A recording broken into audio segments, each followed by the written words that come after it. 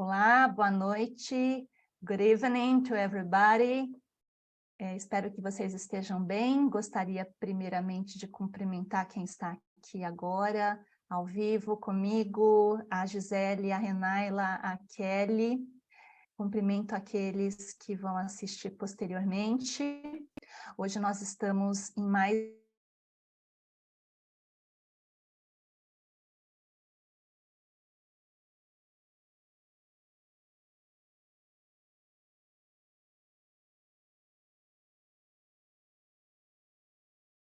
um encontro do Clube de Estudos. Agora, o encontro de hoje é um encontro que eu considero daquilo que nós conversamos na semana passada, digamos assim, de alguns aspectos importantes da BNCC.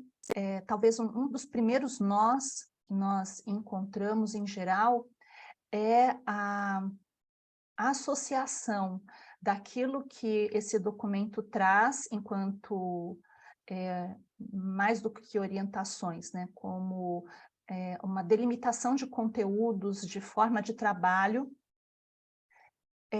Nós temos também a dificuldade de entender o que a terminologia, aplicar a terminologia que esse documento usa à nossa realidade, né, à nossa prática docente, quer na educação básica, pública, particular. Olá, Tatiane, seja bem-vinda. Começamos agora. Então, eu acho que é importante esse encontro por conta disso. Então, deixa eu só pegar aqui o material que eu fiz uns slides bonitinhos. Eu acho que vocês já repararam, né? Eu gosto de fazer slides, eu acho fofo, né? Transforma, dá um tom mais agradável à vida. Então, nós temos aqui, né, hoje, nesse encontro, que é já o terceiro encontro dessa nova fase, em que nós vamos explorar e entender as habilidades na BNCC, né, o conceito de habilidades. Eu até, para quem está no grupo, né, no grupo desse clube de estudos, eu lancei hoje mais cedo uma enquete, né, uma enquete até meio capciosa, não é? Falando a respeito dos objetos de conhecimento, né, ou objetos de aprendizagem, e deixei ali algumas possibilidades, né, porque a BNCC, ela, antigamente, né, tinha muita gente que falava assim, os documentos, os parâmetros curriculares nacionais, as orientações curriculares, as DCNs, né, todos esses documentos que fazem parte da história da educação no nosso país, eles não traziam ali uma receitinha de bolo, né? Você não tinha ali o conteúdo a ser ministrado em cada período, né? Que muitos professores, na época que eu terminei a minha licenciatura, era um questionamento, né? As pessoas falavam assim, nossa, não tem documento, não tem ali um manual, né? Um guia orientador. Cada professor, principalmente na educação pública, fazia o que achava que tinha que fazer, de acordo com os macro conteúdos que eram solicitados para cada nível de ensino. Depois de um tempo, falando aqui da realidade do estado de São Paulo, eu sei que provavelmente outras pessoas que assistam, que estão em outros estados, talvez tenham uma realidade um pouco diferente, mas aqui, há uns 15 anos atrás, mais ou menos, não tinha essa definição. O estado de São Paulo depois criou uma proposta curricular, talvez alguns aqui que são mais jovens, que estudaram aqui em São Paulo, na rede pública, tenham tido contato com aqueles... Primeiro eles fizeram antes de fazerem cadernos do aluno, como tem hoje, tinha um jornalzinho. Vocês chegaram a pegar a fase com o jornal? Que quando começou a mudar o currículo do estado de São Paulo,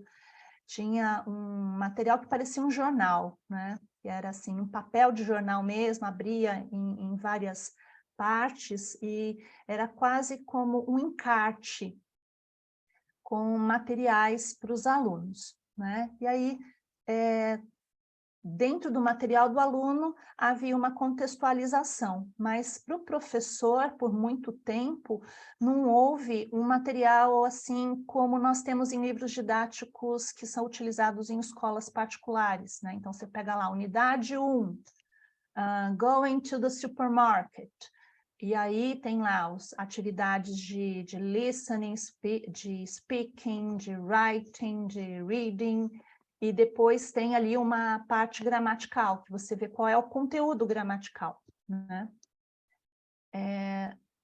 Com a BNCC, houve uma mudança de paradigma com relação a essas questões, né? Não significa que o conteúdo gramatical não vai ser mais ensinado, porque, afinal de contas, não tem como você trabalhar qualquer conteúdo sem trabalhar com um material que seja com a base teórica, com a gramática da língua, né?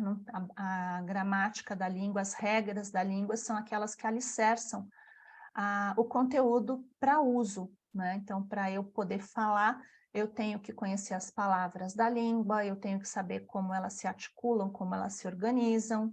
Olá, Lilian, tudo bem com você? Espero que você esteja bem, bom te ver por aqui, né? Então, só que a BNCC, o que ela faz?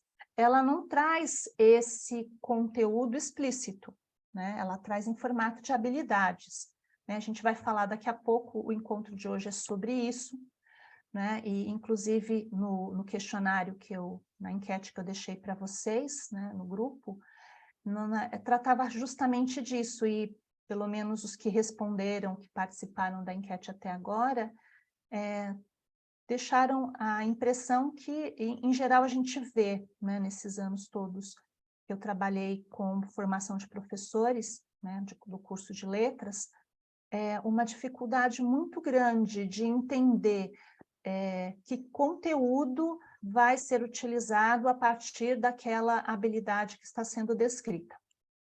Mas, antes de falar a respeito disso, a gente precisa fazer uma última teorização, né, que é o conceito de aprendizagem ou ensino, né, para dizer como eu quero, como eu devo trabalhar um determinado conteúdo na minha sala de aula. Antes de mais nada, eu preciso pensar se o meu olhar para o que eu faço é voltado para a aprendizagem ou para o ensino.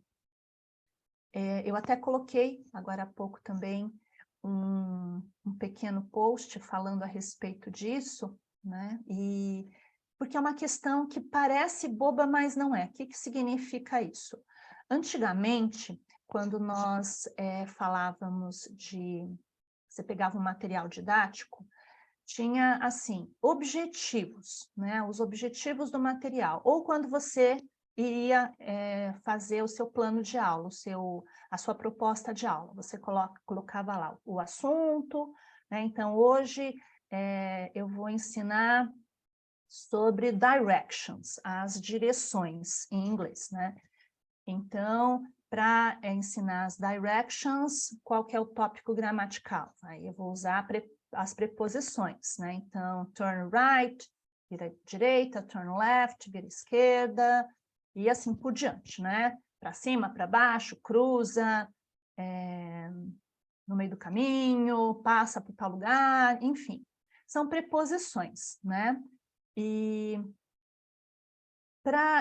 qual que é o meu objetivo, né? Então, quando a gente fazia o nosso plano, né, você definia o conteúdo, definia o tópico gramatical, e aí você estabelecia os seus objetivos, né? Antigamente, quando nós estabelecíamos objetivos, e muitos materiais didáticos faziam isso, eles eram propostas voltadas para o ensino. Então, era como se eu dissesse assim: nesta aula, eu pretendo, ou pretende-se, ensinar, aí colocava em tópicos, as principais preposições relacionadas a direções, construções no imperativo, né? Então, quando eu digo, esta aula pretende ensinar determinada coisa, eu estou falando numa abordagem voltada para o ensino, que eu, como professora ou como elaboradora do material, o que eu quero fazer.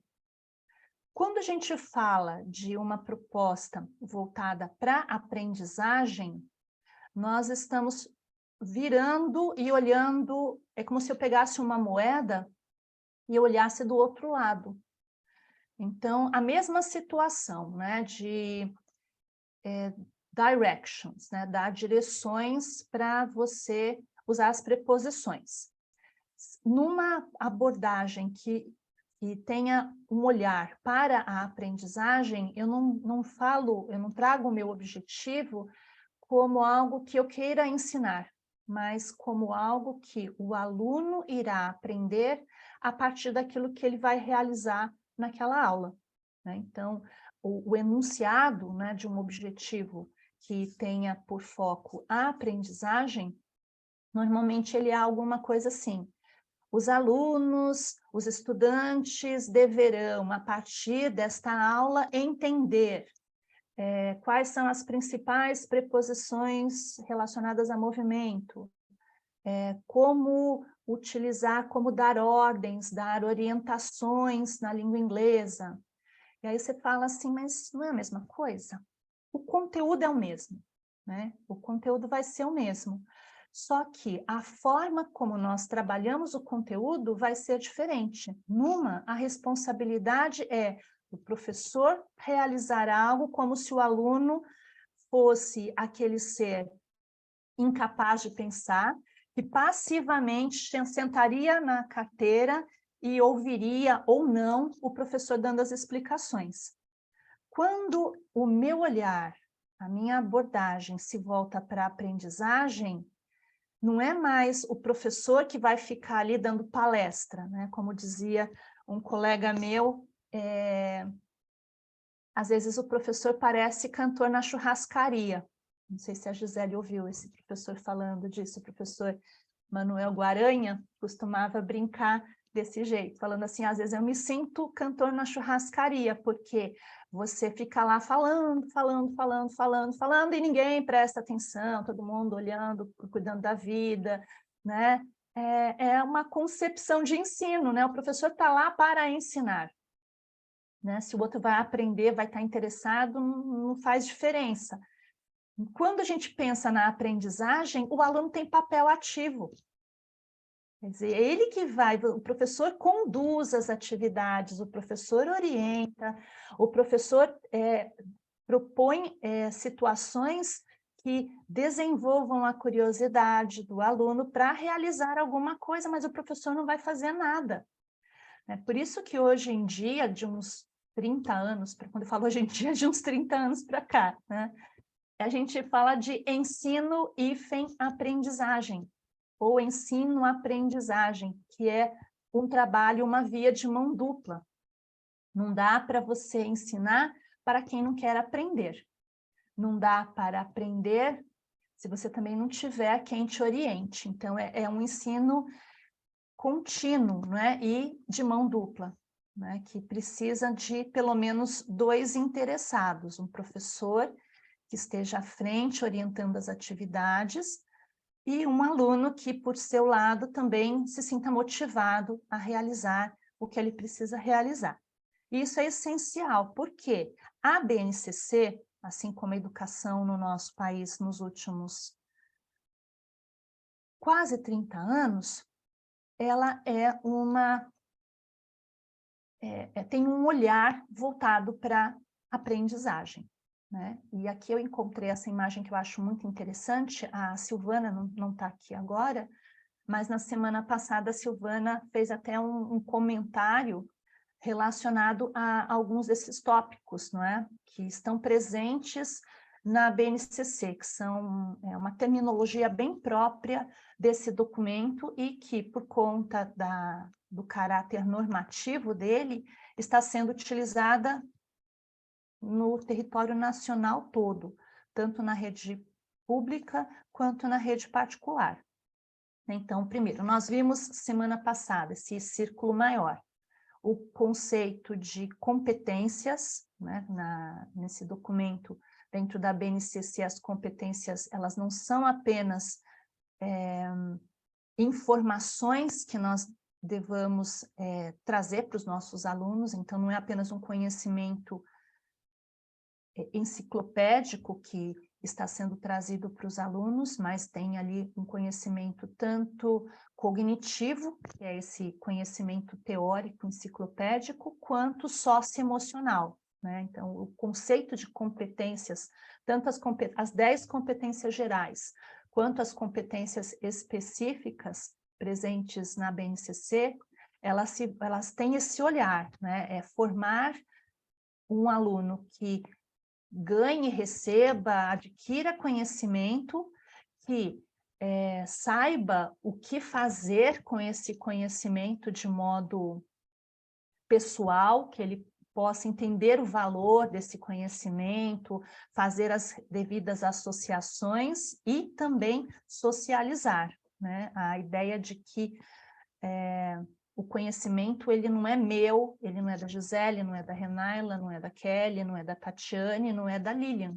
Ele é nosso, mas ele é para ser compartilhado, né? Então, é uma ideia macro de competências, né? Bastante ampla. Então, tudo na BNCC vai trazer essa ideia de que o conhecimento, ele precisa ser trabalhado como teoria, mas também como prática para a pessoa, para o indivíduo e para o coletivo, né? No círculo um pouquinho menor, né, então dentro desse grande escopo de competências, nós temos as unidades temáticas. O que são unidades temáticas? A gente vai, à medida que os círculos vão diminuindo, eles vão saindo do maior e vão ficando não apenas menor em termos de tamanho, mas mais específico. A gente sai de uma ideia bastante ampla, que envolve teoria e prática, e a gente vai se aproximando de uma prática, de uma situação real de utilização de tudo isso. Então, as unidades temáticas vão ser assuntos que vão envolver todas as competências, tanto as gerais quanto as específicas, tentando fazer uma ponte entre essa ideia de teoria, né, e prática dentro do mundo em que nós vivemos, dentro da sociedade em que nós vivemos. Antigamente, só para a gente poder entender melhor isso, havia algo chamado temas transversais. Vocês lembram disso? Talvez alguns aqui tenham estudado na época que fizeram sua licenciatura, tal, com essa ideia de temas transversais que aparecia lá nos parâmetros curriculares, nos PCNs. O que eram os temas transversais? Eram assuntos variados que não pertenciam a nenhuma disciplina específica. Então, eu tinha ali a ideia de cidadania. Cidadania é um tema que a gente pode chamar hoje em dia de uma unidade temática, né, que pode ser utilizado em praticamente todas as áreas de conhecimento.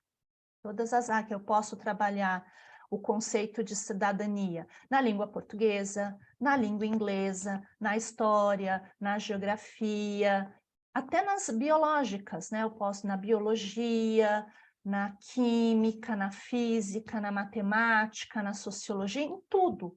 Eu posso ter um olhar para a questão cidadã, porque é um tema gigantesco. Quando eu falo de cidadania, a gente pode pensar em muitas coisas diferentes, né? Então, essa ideia de competências envolve aplicar, por exemplo, conhecimento, a habilidade subjetiva e também coletiva para entender, para fazer uso, para compartilhar o conceito de cidadania.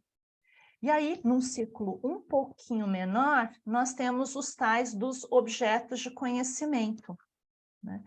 ou objetos de aprendizagem, como eu perguntei para vocês hoje, né? Então, o tema cidadania, ele pode também estar envolvendo alguma questão específica de alguma área.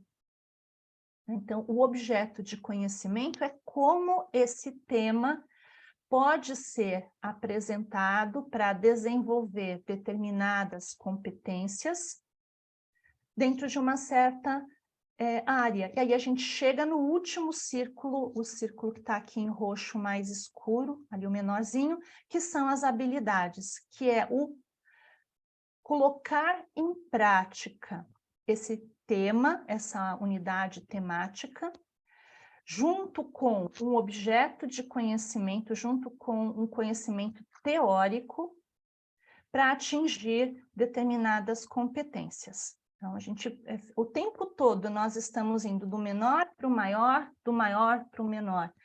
E a BNCC e os currículos que foram desenvolvidos a partir da publicação dessa normativa, eles utilizam essas características. Agora a gente vai, né, depois dessa minha pequena, grande fala, né, que eu retomei alguma coisa, a gente vai fazer um exercício prático, né, porque eu acho que ninguém aqui está afim de ficar muito na teoria, né, mas eu acho que é importante, né, você saber de onde você parte, e esses conceitos vão estar presentes aqui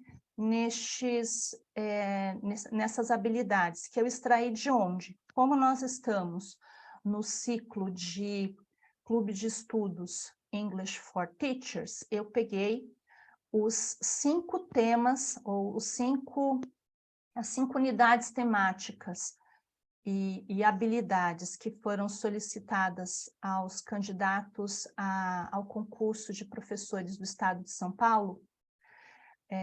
Só para contextualizar quem não é aqui do Estado, nós temos um concurso público que está em vigor, né, inclusive com inscrições ainda abertas até o final desse mês, para professores da rede pública estadual. E além da prova teórica, né, na prova de conhecimentos específicos e gerais, que vai acontecer em agosto, os candidatos também precisam gravar uma videoaula, que seria uma avaliação chamada de prática, né? E eles têm que escolher, geralmente por disciplina, são 5 opções, uma média de 5 opções, em que você tem, né? E eu copiei de lá, tá? Então, porque nada mais legal, eu acho, que é ver as coisas na prática, né? Então, a gente tem aqui a unidade temática, né, que já está, inclusive, um pouco mais especificada. Então, aqui é cidadania e civismo, vida familiar e social. Então, aqui nós temos uma unidade temática, um assunto, né? A gente pode chamar a unidade temática de assunto. Do lado de cá, né, nessa outra coluna, nós temos a habilidade, né? Nós vimos semana passada essa codificação aqui. Essa codificação é da BNCC, tá? O currículo do Estado de São Paulo, ele usa, na maioria das vezes, os mesmos códigos da BNCC.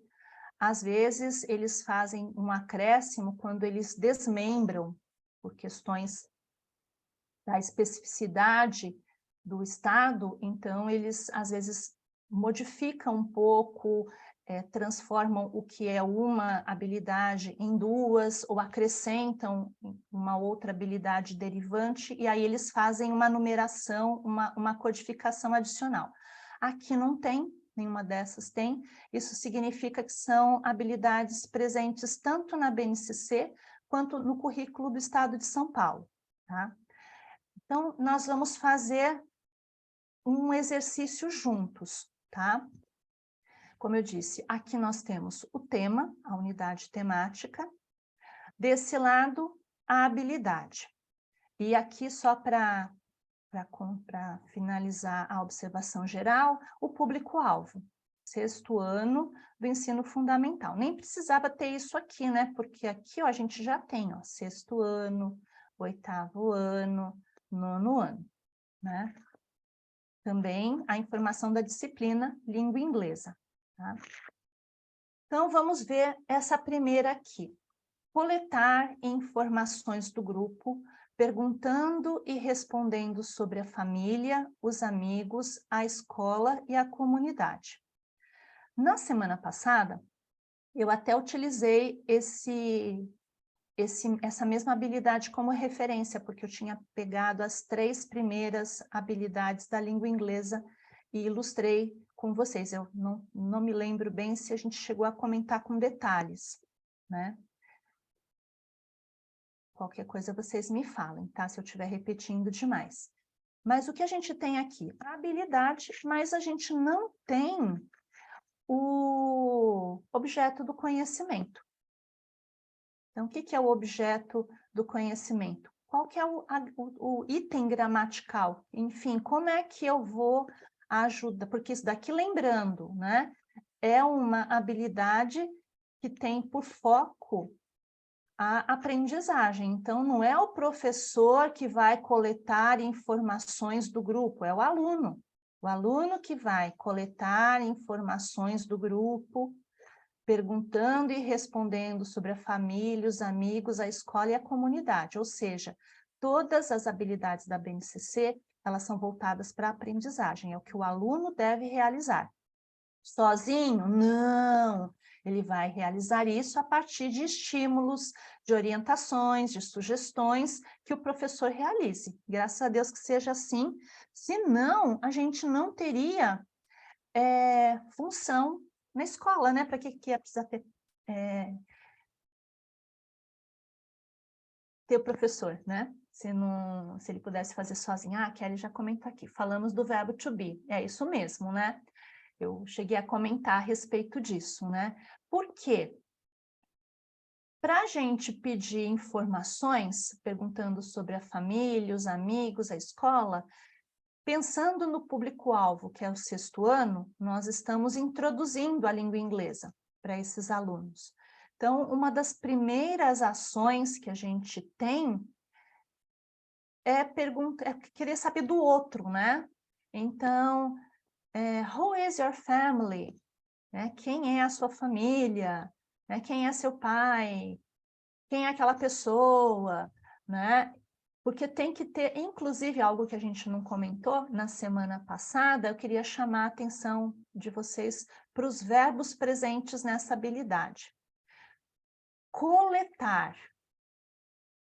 Coletar é uma ação que significa o quê, né? Você vai coletar alguma coisa, você vai recolher, você vai obter informações, né? Mas não é uma obtenção passiva, você tem que fazer o quê?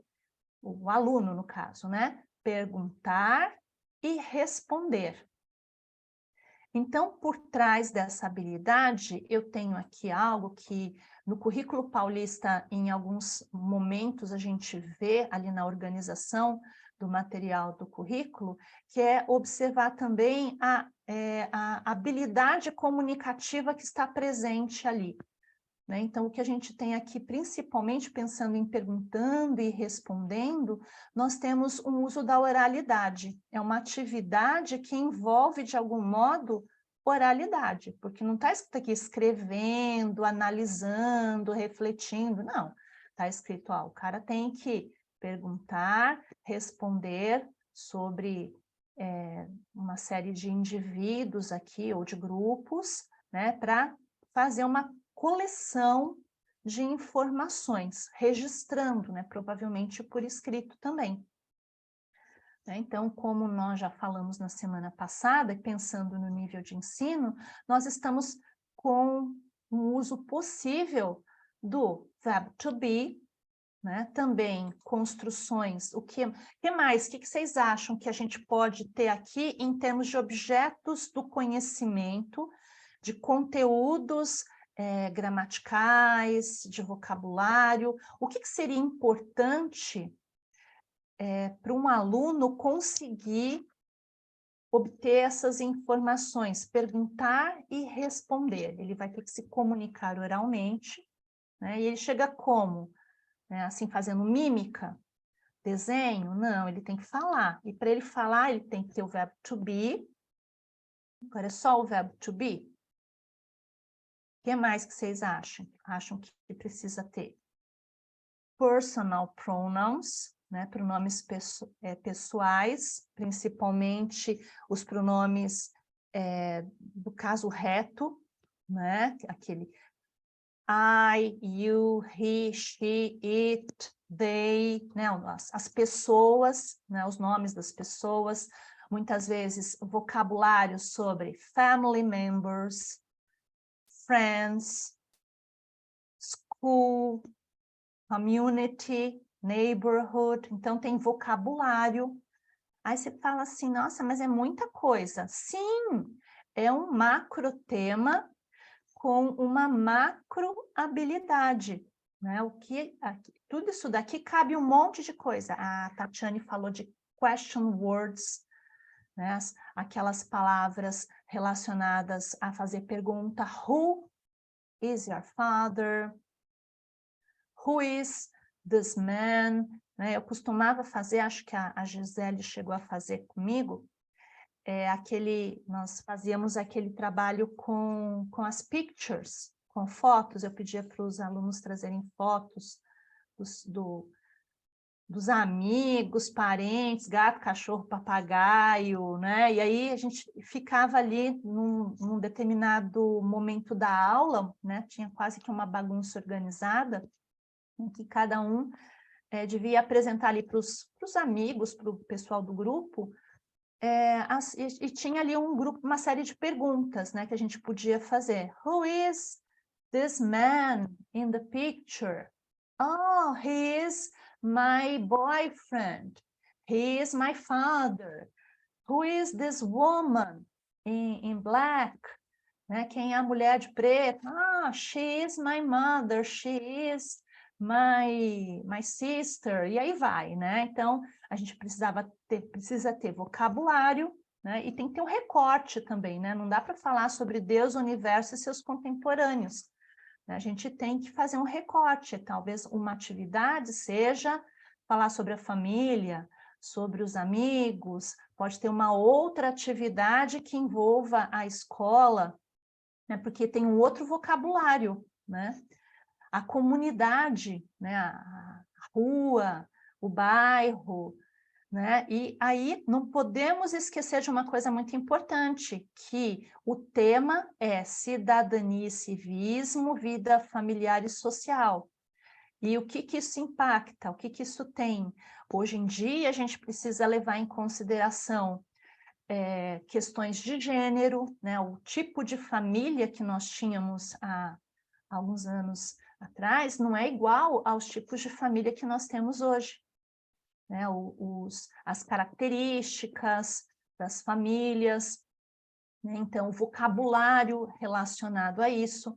Então, o tema é grande, a habilidade, ela já é um pouco menor, ela é uma exemplificação do que pode acontecer relacionado a esse tema, né? Essa habilidade, inclusive, ela implica em uma atividade que envolva oralidade, e aí a questão que a Tatiane colocou de question words é importante. Outra coisa que é importante é a organização sintática para fazer perguntas em inglês, né? O inglês, nas interrogativas, tem características, né? Então, por exemplo, você está usando o verbo to be. Na pergunta, tem uma inversão entre o sujeito e o verbo, né? A ordem tradicional do inglês, né, que deixa eu colocar aqui para ilustrar, né? Numa ordem direta, a gente tem assim, she is my mother, por exemplo. Ela é minha mãe. Essa é a ordem padrão da maioria dos idiomas, né? Pelo menos os de origem latina, né? Então, ela é o sujeito, é o verbo, minha mãe é o objeto, né? O complemento desse verbo. Agora, se eu fosse perguntar, por exemplo, quem é ela? Eu coloquei de trás para frente, né? Vamos fazer a pergunta primeiro, então, aqui. Who, que é a question word que a Tatiane comentou. Who is she?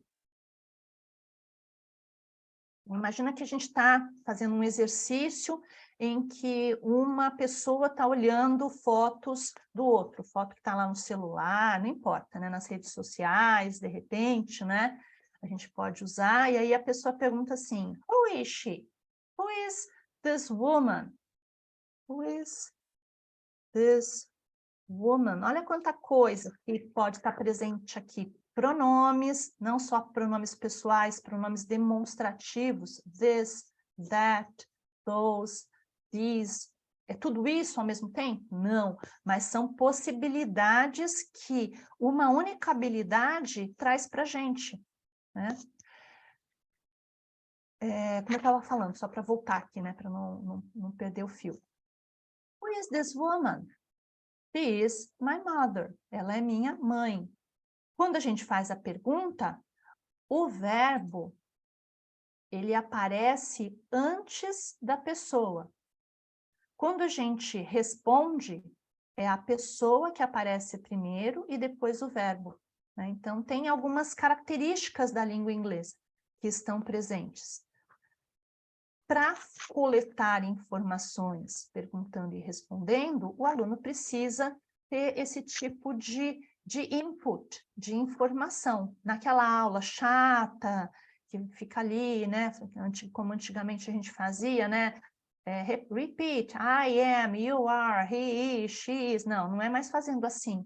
É contextualizando. Quer dizer, a ideia dessa habilidade é que o aluno consiga, a partir dessa coleta de informações, em que para isso ele tenha que perguntar e responder, ele vai ter contato com o verbo to be na forma afirmativa, na forma interrogativa, a observar essas inversões, a entender vocabulário sobre família, por exemplo, também ter acesso a question words, a pronomes demonstrativos, quer dizer, todos esses elementos gramaticais são os chamados objetos de conhecimento, que vão estar presentes para realizar essa atividade aqui, presente nessa habilidade, né? É uma possibilidade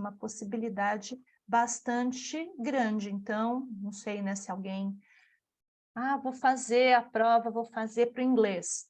De repente, pode pensar em alguma coisa assim. Aí você tem que fazer o quê? Montar uma atividade em que, de um modo, digamos assim, próximo do real, os alunos tenham essa possibilidade de... Você tem que criar um contexto, não é assim, vamos fazer uma série de perguntas e respostas. Não, chato, né? Tem que criar ali uma historinha, né? Uma narrativa, como dizem hoje em dia, não é? Tudo tem uma narrativa, então você tem que criar uma história onde essa habilidade possa estar presente. Certo? Alguma pergunta, algum comentário que vocês queiram fazer? Vamos ver as outras. Vou olhar aqui o meu período de tempo. Vocês me avisem, tá? Eu não estou com o relógio aqui. Estamos bem ainda de tempo, né? Estou estourando não, né? A Gisele fala aí para mim, tá, Gisele?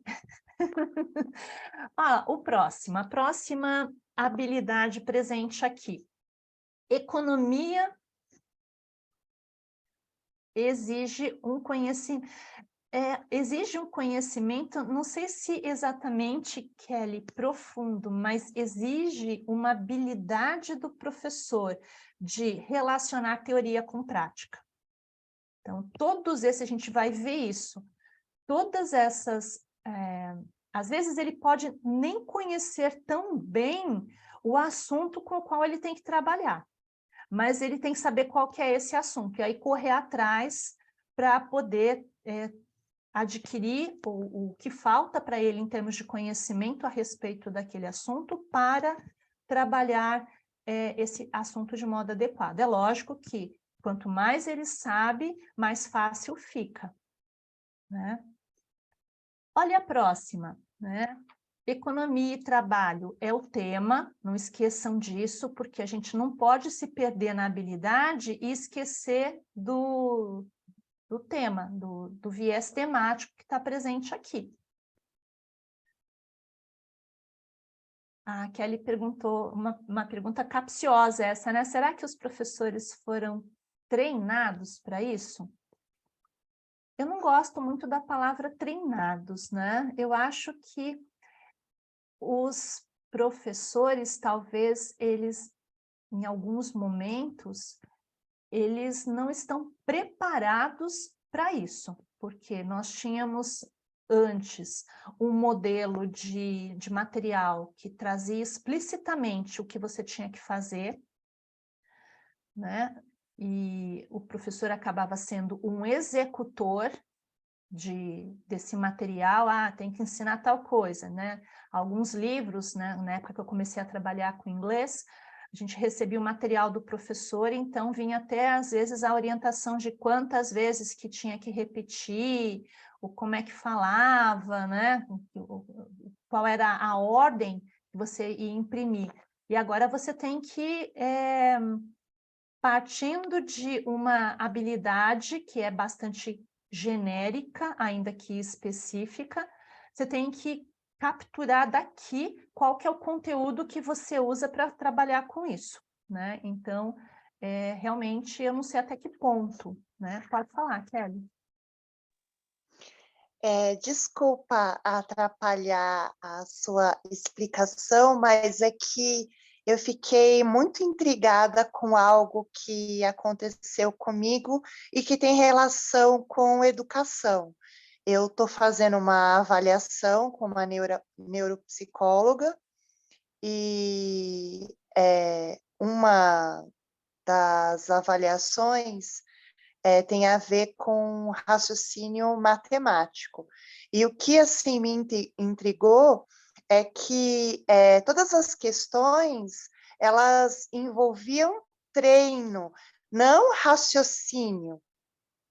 Uhum. Então, depois você falando, né? Por isso que eu usei, foi assim proposital utilizar a palavra treino, porque eu sempre tenho a impressão, em tudo que a gente vai fazer, uma prova de concurso, algo que vai avaliar a nossa inteligência, parece que o que vai valer, no final das contas, é o treino, e não a capacidade de raciocinar ou de construir algum conceito. Então, é só para que a gente pense, né, a respeito disso, porque se fala tanto, né, um documento importante como a base, né, de fazer a pessoa pensar, né, mas no final das contas parece que o que é avaliado é assim, se você foi bem treinado para alguma coisa. É só uma observação, desculpa. Não, mas é excelente. Eu acho que a sua observação, seu comentário é mais do que pertinente. E ainda bem que está no meio da gravação, né? Lá vou eu fazer as minhas críticas. A gente tem aqui também... a gente percebe que no nosso país as coisas, elas são... Não queria usar a palavra, mas eu acho que é essa mesmo, um pouco hipócritas, né? Porque, como a Kelly falou, nós temos aqui, e nesse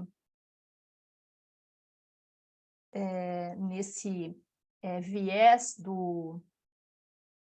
da BNCC, a gente tem aqui, né, inclusive nessa prova prática, o que está sendo cobrado dos professores é justamente a aplicação de teorias na prática, para a qual boa parte dos profissionais sequer foi esclarecido, porque tem muita gente que lê, e é muito bem escrita esses documentos, mas não consegue fazer com que essas orientações que às vezes nem são tão complexas, mas elas são escritas de um jeito que às vezes as torna complexas, elas são meio opacas, né, no sentido, e não consegue transpor, observar o que está escrito e buscar naquilo que eles aprenderam, porque talvez alguns aprenderam numa outra modalidade, com outro viés, com outro olhar,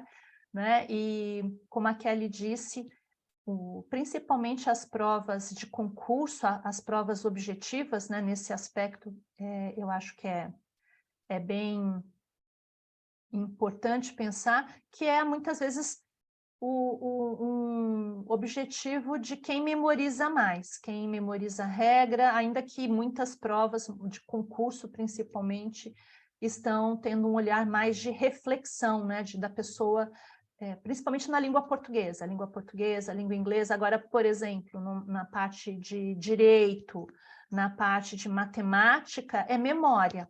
Realmente é a memória que está sendo, e aí o que a Kelly falou de ser treinado, realmente cria um paradoxo com o próprio documento, né? Isso é um negócio para a gente pensar, né? E a gente precisa pensar, porque se a gente não pensa, vão continuar fazendo conosco o que querem e a gente simplesmente vai repetindo, né? Repetindo como papagaio. A Tatiane fez um comentário aqui, deixa eu só comentar aqui para eu poder ler, né? Ela está falando do ensino bilíngue. Olha só que legal, Tatiane, você trabalha com educação bilíngue. Uma das abordagens mais usadas hoje é o CLIL, que é o Content Language Integrated Learning, é isso mesmo. Inclusive, o CLIL está presente nas referências bibliográficas desse concurso, né? Ainda que não se fale em nenhum momento de educação bilíngue, a gente não vai... eu tenho até a intenção de trazer para essas nossas discussões alguma coisa dessas referências que eu acho que são importantes, né? Nessa abordagem, os programas estão alinhados com a BNCC e com as habilidades do século XXI. O maior desafio para o professor é ajustar conteúdos à realidade dos alunos. Então, o docente vai ensinar uma gama de conteúdos usando o idioma como instrumentos. É complexo, mas sim, exige flexibilidade docente de pesquisar, ler, adaptar, fazer com que esses temas alcancem o propósito de colocar o aluno como protagonista. Então, eu não sei da realidade detalhada da Tatiane, né, que já trabalha com o ensino bilíngue, trabalhou por 4 anos, né, conforme ela colocou ali, e é uma realidade já de décadas na rede particular de elite, né? Na rede pública a gente não tem uma abordagem de CLIL, porque só para esclarecer para quem está aqui e quem está assistindo, quem for assistir que não conhece, né, essa abordagem, a diferença do CLIL para uma abordagem comunicativa de ensino é que você vai usar, o professor usa, ele não vai ensinar em inglês, ele vai ensinar outros conteúdos de outras disciplinas em inglês. Então, o inglês ou qualquer outra língua estrangeira de prestígio que seja, ela é uma ferramenta para a comunicação, ela não é um fim em si, né? Então, quando se fala ali, o content é conteúdo, né? É uma aprendizagem integrada de língua e conteúdo, né? Então, você vai ensinar matemática em inglês, e não é matemática para aula de inglês, é o conteúdo da matemática do ensino básico ou daquela série em língua inglesa. História é a história que ele teria em português, ele vai ter uma parte dessa aula em inglês. Mas isso é assunto, realmente exige do professor uma habilidade da BNCC, quer dizer, a BNCC está fazendo uso de, talvez essa também seja uma crítica que a gente pode fazer a esse documento, que ele coloca objetivos de primeiro mundo para uma educação que nós estamos ainda engatinhando, né? A gente não tem ali uma formação E além disso que a Tatiane está colocando, né, o paradigma dos sistemas de ensino que continuam engessados, e às vezes até em escolas ditas bilíngues, né? A gente tem ali uma estrutura educacional do século XIX e sendo agora exigido de nós que nós demos conta do século XXI sem uma formação que, de fato, nos tenha capacitado para sequer entendermos a teoria, quanto mais aplicarmos essa teoria na prática, né? A gente vai voltar ainda a essa questão, que eu acho que é uma questão muito interessante, muito complexa, mas só voltando aqui para a gente poder seguir um pouquinho mais, né? Obrigada pelas contribuições, Kelly, Tatiane. Tatiane, guarda aí, quero ver você nos próximos encontros, que a gente vai falar sobre CLIL também, viu? Aqui, essa habilidade 14, né, que fala sobre utilizar formas verbais. Você fala, ai, que beleza, que delícia. Mas sai daqui que tá, meu antivírus resolveu fazer verificação aqui. Quero não, filho. Vai embora, pronto. Utilizar formas verbais do futuro para descrever planos e expectativas e fazer previsões. Aí você fala, ai, que delícia! Aqui eu tenho o objeto de conhecimento, que são as formas verbais do futuro. Nessa habilidade, a gente tem o objeto de conhecimento, digamos assim, explícito, né? Porque para eu descrever planos, falar sobre expectativas, fazer previsões, eu vou usar formas verbais do tempo futuro. Will, be going to, aí existem outras, né? Existem presente com ideia de futuro, modais com ideia de futuro, né? Dá para ir por vários caminhos. Agora, não pode esquecer de uma coisa, é para o 8º ano, então eu tenho que pensar na adequação desse conteúdo para o aluno do 8º ano, né? Fazer um recorte, não vai ser tudo, né? Porque descrever planos, pensando no inglês padrão, no inglês standard English, a gente tem um tipo de forma de futuro. Para falar de expectativas, né, ou previsões, a gente usa um outro tipo de futuro, pensando nas regras gramaticais e não no uso. E tem que levar uma outra coisa em consideração. Essa ideia de fazer planos, expectativas, previsões, tem que estar voltada para o mundo do trabalho, tá? Então, não adianta você montar uma atividade maravilhosa em que o aluno simplesmente fala o que ele vai fazer. Ah, eu vou de férias, eu vou para casa, vou para a praia. É mundo do trabalho, a não ser que ele vai trabalhar na praia. Então, tem que tomar cuidado com isso também. Outra coisa aqui, utilizar essas formas verbais. Aqui a gente não tem certeza, tanto pode ser uma habilidade que envolva oralidade, quanto escrita, porque é para utilizar. Não é só para ler, então você não vai montar uma atividade que o aluno leia exemplos. Ele tem que utilizar ou por escrito ou oralmente, né? Talvez seja mais fácil fazer um exercício que parta do oral para depois o escrito, né? Tudo bem, meninas? Alguém quer fazer algum comentário relacionado a essa habilidade? Eu acho que essa fica mais... Tá vendo que quando aparece o conteúdo, a gente fica mais tranquila, né? Se eu fosse... Agora vou dar só uma sugestão, né? Se eu fosse montar uma videoaula, que eu conhecesse pouco o assunto, eu ficaria, por exemplo, com atividades de 6º, 8º ano, ou quando tem aqui a informação sobre o componente curricular, sobre o conteúdo, porque fica explícito aqui, tá? Então, do que pegar como a gente vai ver daqui a pouquinho do ensino médio, que é mais amplo. tá? Que dá mais trabalho, aí tem que ter mais profundidade mesmo, mais treino só não basta, nesse caso, né? A próxima, essa habilidade aqui, esse tema, meio ambiente, educação para o consumo, quem vai fazer o concurso talvez tenha visto que esse tema se repete praticamente em todos os componentes curriculares. Você tem esse tema na língua portuguesa, na língua inglesa, na geografia, porque ele é como eu tinha falado, né? Ele é como um tema transversal.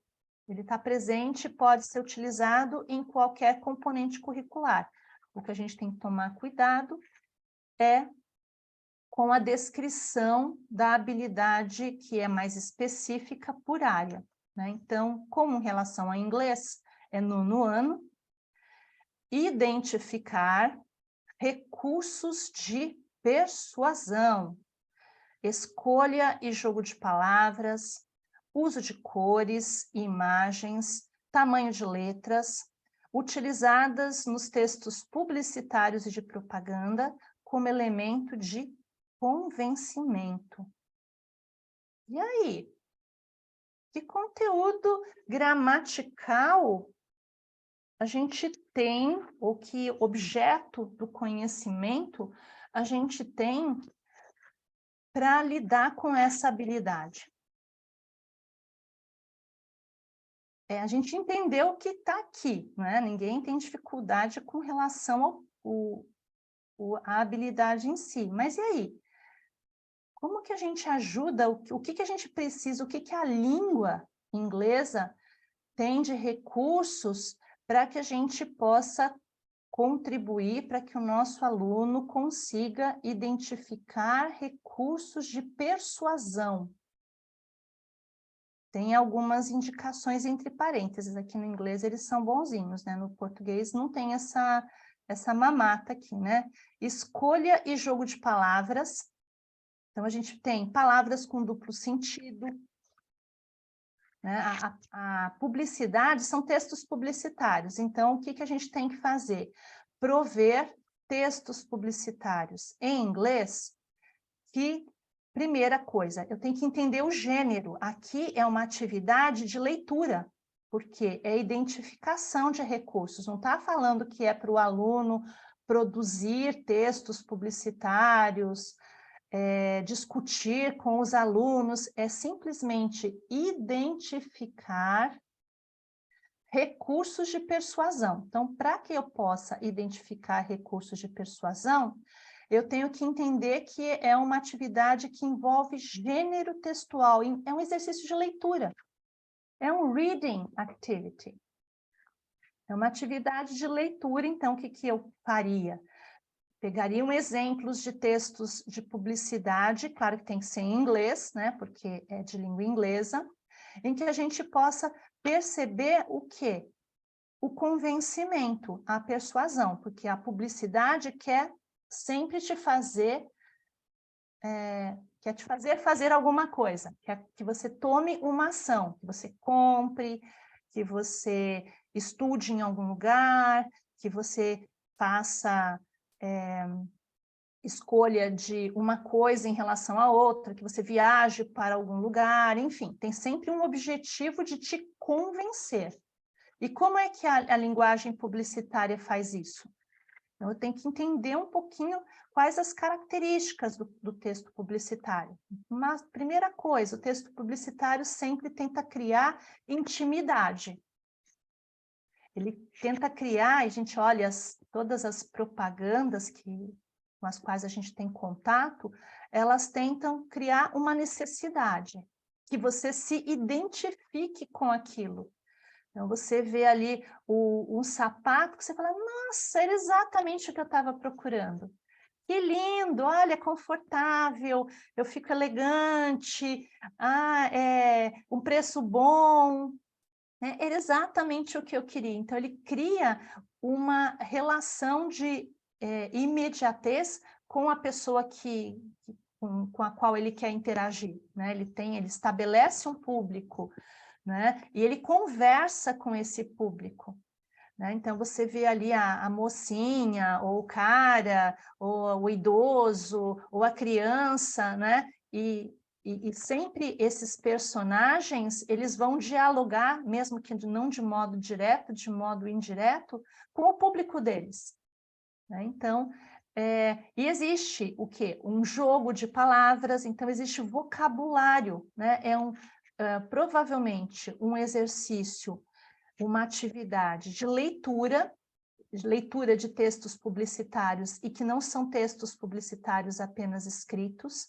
Então, a gente tem aqui a questão da imagem, das cores, do tamanho das letras, quer dizer, é um trabalho semiótico, né, da linguagem da forma mais ampla possível, porque quando a gente pega uma imagem, um anúncio publicitário, quando você está ali no Instagram e você vê ali um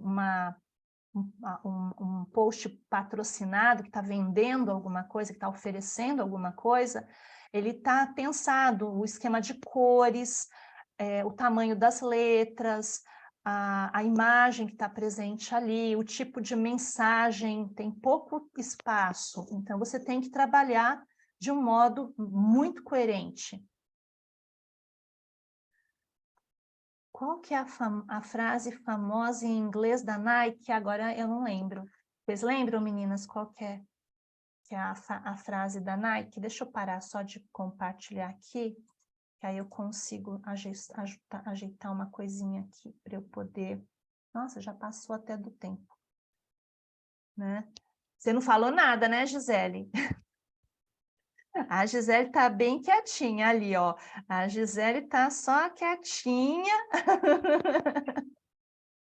Deixa eu pegar aqui para ver se eu encontro a frase da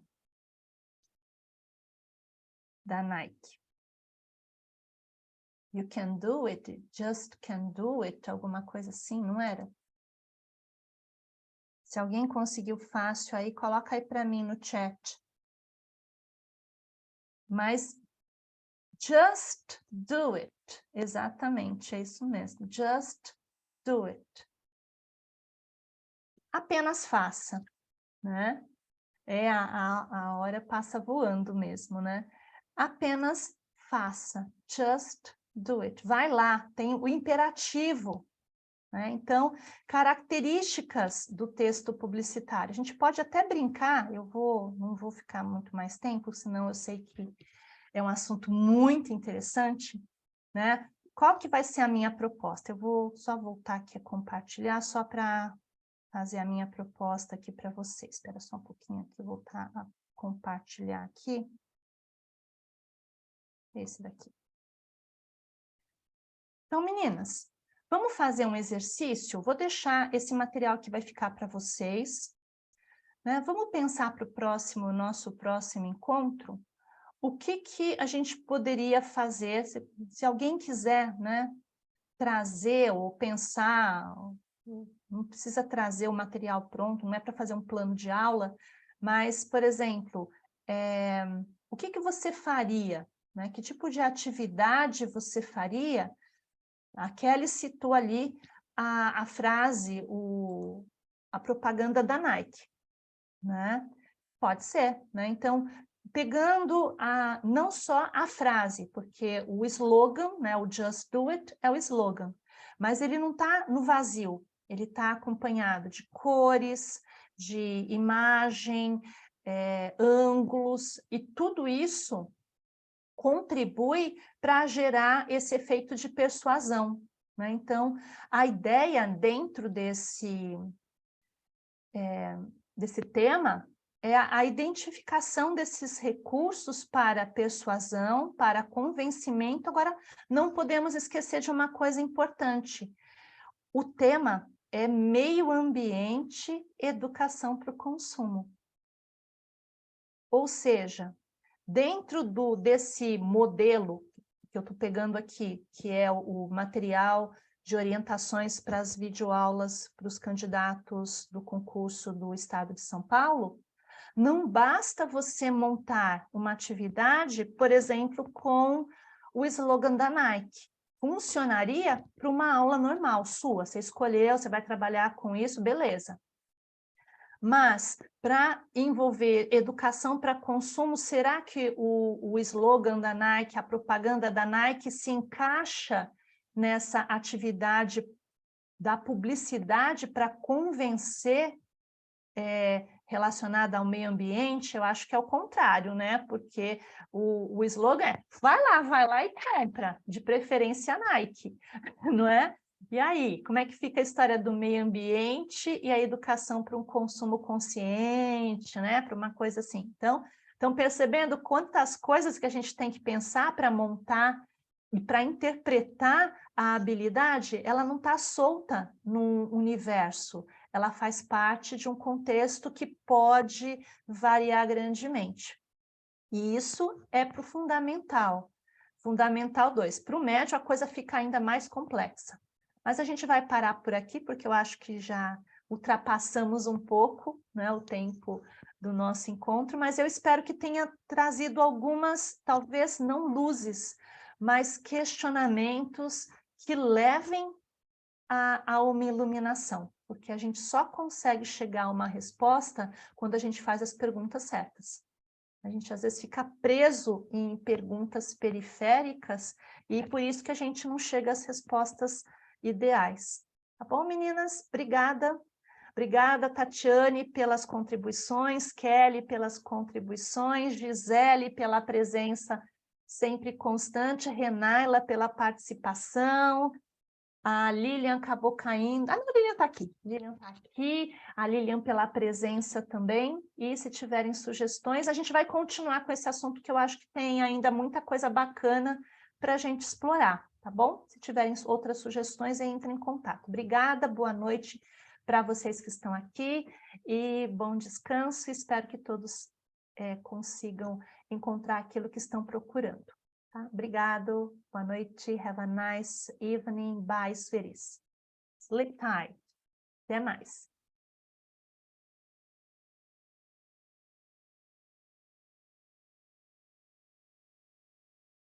Nossa, passou.